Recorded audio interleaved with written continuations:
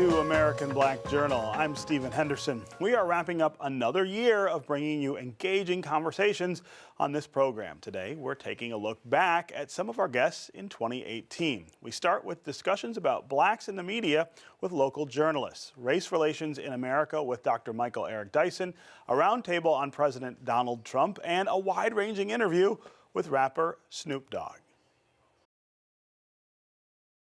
So let's start with the big question here. 50 years later, where are we? Where are we in terms of minority presence in media? But also, as we saw in the clip, where are we in terms of minority decision making? And I think that is a really different question from that first one. Vicki? And that's the important question to ask. And unfortunately, dismal numbers in terms of upper management. These are the folks who make the decisions on how communities of color are covered, and not enough minorities are at the table.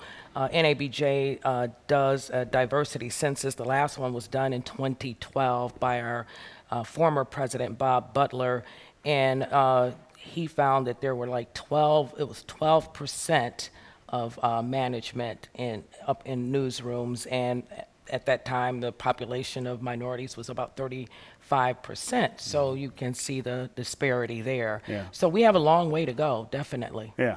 Luther, you were an editor at the Detroit News. One of the people I sort of claim as a role model for my career. Blame that on me. You're a little older than I am. But things were different when you were coming up than they were when I was coming up, but we still are kind of in the same place. I think somebody who started my journalism career back in the 70s, when, if you saw the movie The Post, we actually worked on typewriters when I started. So, but I look at it like this. We aren't where we were. We aren't where we should be. We lost momentum, as we heard Cliff Russell say in that clip. In the 90s, there's a point in time when affirmative action was a good thing. I would go to the ASNE conventions or NABJ national conventions, and there was this great buzz of excitement about diversity. Then we hit some economic hard times, and people start peeling staffs back, and black folks got hit hard, and minorities got hit hard. And I think, quite frankly, that we've lost it as a priority with other things that have come along. But I think this is a good time to refocus. I think the ideal of a self-sustaining black society, a kind of black utopia, it's great for Wakanda. The films, right? It works on film. Right. Wakanda, whatever. But, you know, it would be tough in the real spaces we occupy not to intersect with, you know, white spaces. Now, when we sustained all black spaces, when we were forced to, when segregation imposed edicts of restriction so that apartheid prevailed, white water fountain, black school, white school, black neighborhoods, white neighborhoods. We have de facto segregation. We have, you know, harshly imposed restraints upon people's mobility, but that's not an ideal situation. You know, when Mr. Gilbert comes in to the inner city, awash with cash and flush with ambition to retake the skyline of Detroit and so many of its buildings, and to re-territorialize the urban demography of a city like Detroit, then marginal people are pushed further out. It used to be that suburbia was for white folk in Detroit, the collar counties. When I lived through the riot of 1967, and even though that wasn't the only instigating factor, it was one that pushed them out, that is, white brothers and sisters, to those collar counties. Black people left in these urban enclaves, and now the opposite is occurring. You know, white folk are rushing back into the city and taking over space and the like, and black people are being pushed out. So there's no safe and stable black space that we can occupy.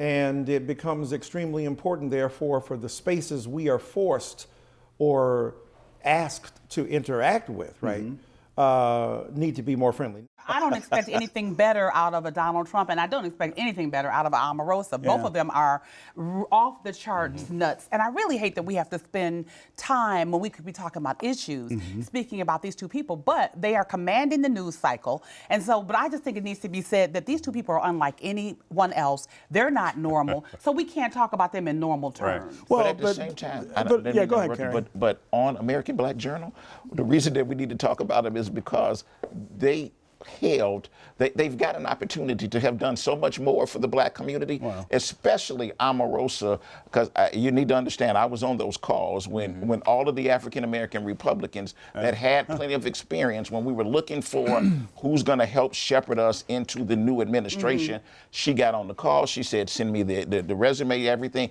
and clearly what she did is threw all that stuff in the trash. Did you bow down to her? Yeah. Had you already bowed down to her? You knew what kind of a nut you were dealing with when you were on the phone. You used the avenue you had to use, but you clearly, as a man of intelligence, you were never clear bowed what you down. were dealing with. Look, she said you were going to bow down. Let's be very clear. The expectation was short from the start. The bottom line is, I mean, anytime, you know, working for an elected official, photo ops are things that politicians want. The real question would have been, how many contracts are we going to get? How many ambassadorships for 47 African countries that are still unfilled are we going to fill?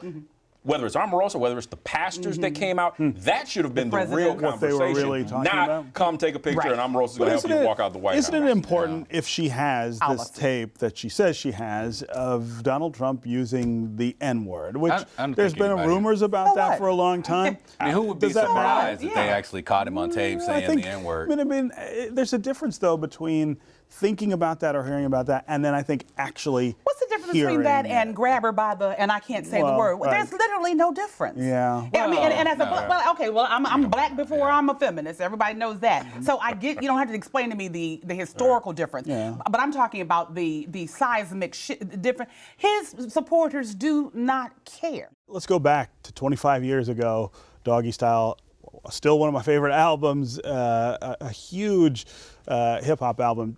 And you say that this was a part of you that was not reflective of the way you were brought up. I'm not sure everybody knows that. Well, you know, my mother raised me in the church, so you would have thought that I would have been making gospel music based off of my upbringing. But slowly but surely, I became, you know, invested in the community, in the streets, in the hood. So my music was depicting what I was around and what I was being, you know, introduced to.